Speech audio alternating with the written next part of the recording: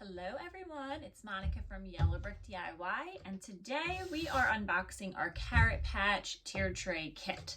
So I'm going to show you how everything looks once it's completed. We're going to unbox this kit, and then I'm going to show you some paint tricks on how to paint it so that you can achieve this look. So I'm just showing you all the little parts that you get in this kit. Here's your little banner.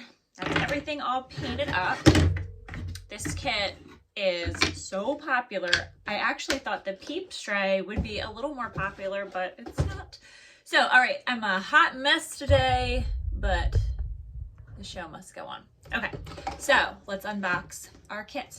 This is how your kit will come. All of your paint is here. Your supply bag has a foam brush, some makeup sponges, super glue, and a toothpick. That is going to be helpful to you, and I will show you why. You'll notice that your Carrot Patch sign has some painter's tape on the back. The reason I did that is because in these little bags here, you're going to find, so one of these bags is Carrot Patch sign goodies. The Carrot Patch sign is going to be the trickiest part of this whole kit because every letter is unfortunately individual except for like a couple here are mended together. But so what you're going to do is take this bag and open it up. And just for time's sake, I took some painter's tape here on the side, but you'll take your painter's tape off of the Carrot Patch sign and lay it down so that the sticky side is up. You know what? I lied. Not every single letter is individual. Look, some of these are welded together. My brain's just not quite working yet, guys. So anyway, you'll take your little letters for the Carrot Patch sign, and with the sticky side up of the painter's tape, lay them down on there. Like this. Okay, and then it is so much easier to take your sponge and paint like this. This way your fingers aren't getting messy and whatever table you're using isn't getting it, and it helps you to achieve a lot lighter coats on those letters. And then of course when they're dry, you will pull them off of the painter's tape, put a little bit of glue on the back of them. And what's great about this sign is the letters are scored onto the wood for you. So it's super easy to see exactly where to stick them all. And same for the carrots. I mean, the carrots, just look at the example if you want, but there is no place. I mean, you can do it however you want. And so that's just a quick little tip for your Carrot Patch sign. Like I said, it's a little labor of love, but it is so stinking cute. So it's worth it.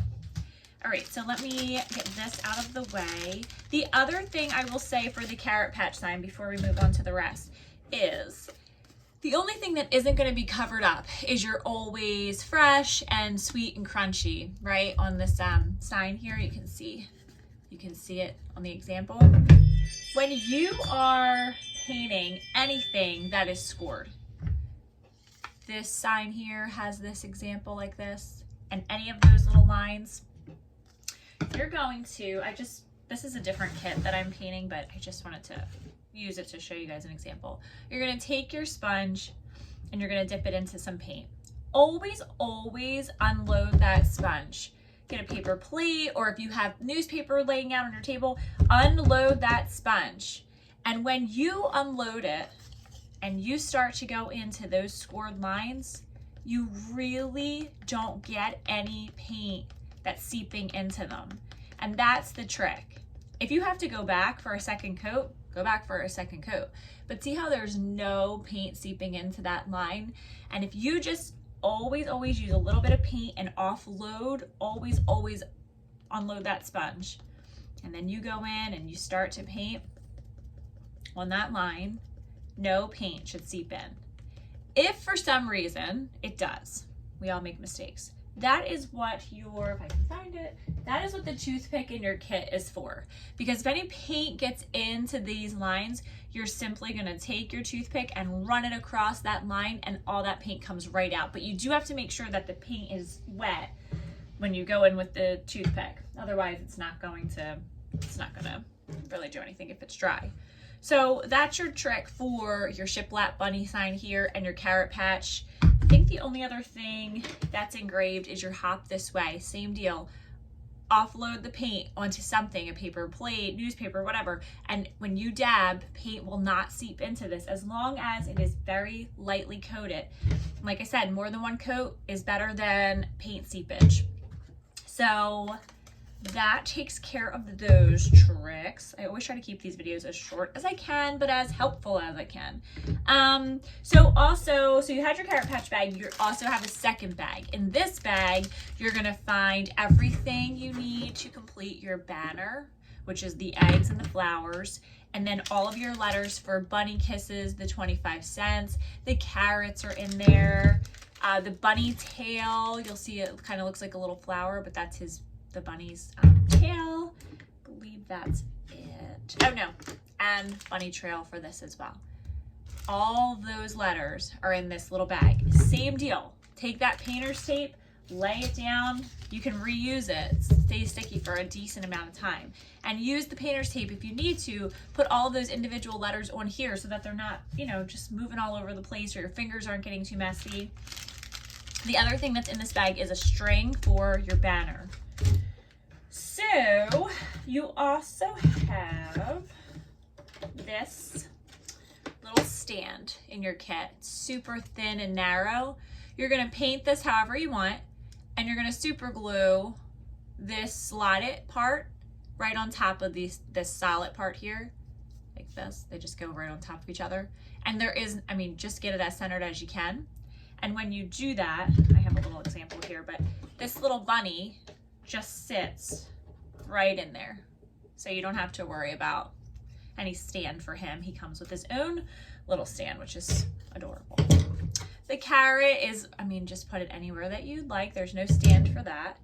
And then for those of you who had my St. Patrick's Day kit, you already got this, but for those of you who are new, I have some new stands in this kit as well. You do get a traditional stand in this kit also, but this is our new stand where you're gonna take this piece that looks like this and you're gonna glue it to the middle of your board. You should have a couple of these stands in your kit. They're gonna work for your bunny trail sign. They're gonna work for the hip hop sign. Don't use them on the circles. They don't really, I think you just have to get them so dead center that it's not even worth it. So use a traditional stand for the circles, or honest to God, guys, I will take one of my little acrylic bottles of paint, I'll stick it on my tray, and I'll lean my circles up against like a heavier, full, solid bottle of paint, and it always covers it. And like, I don't even use stands all the time on my tray. You got to just play around, and however it's going to work, it's going to work. But either use something to lean this up against, or a traditional stand for that. It also should work on the carrot patch sign. As long as you get it centered, it should work, but the traditional sign, of course, works for that. I wouldn't use the new stand on this Happy Easter sign either, because if it's beveled at the bottom, I just think you have to get it so dead center that it's truly not worth it. But so you take the little slotted stand, you're gonna glue that to the back of your sign and get it lined up to the edge like this. And then you're able to take this little part here and slide it in. And when you do that, hold on, sorry. When you do that, my table is not even close to level, which is why this is a problem now. When you do that, it stands just like this. So it's a lot smaller than the bulkier traditional stands, and it works really, really well for that. So don't glue this part, just glue this part, and then you can just plop this in and out. So that is that. The rest is pretty easy. Like this Happy Easter is so simple because everything is connected. That's just one piece. So you're going to paint your egg, paint this however you would like, and glue that together. Yeah, that's pretty much it. So another really quick tip that I did want to show you is how to paint. How to paint on this particular type of wood. So let's just, for the sake of helping you guys out, I'll take these letters, I'll put them on my painter's tape. What color do I want to make this? This is actually a peek at a new spring tray that I'm going to be advertising probably this week. So I'm going to dip into my paint and always offload, even on letters, offload that sponge, give it some dabs on something. And now I'm just dabbing light coats. This wood paints really nicely as long as you use nice light coats. And most colors need 2 coats, but that's okay. The first coat might not look the best, but just let it dry. As long as it's super light coats, this will dry so fast that in no time you'll be ready for your second coat. And that's that. Let it dry. And like little parts, you know, any little part that you don't want to hold your finger on, just go ahead and, let's make this gray. Just go ahead and put it on the painter's tape. It's a great little trick. Keeps everything stable, keeps your fingers clean. It's a lot easier.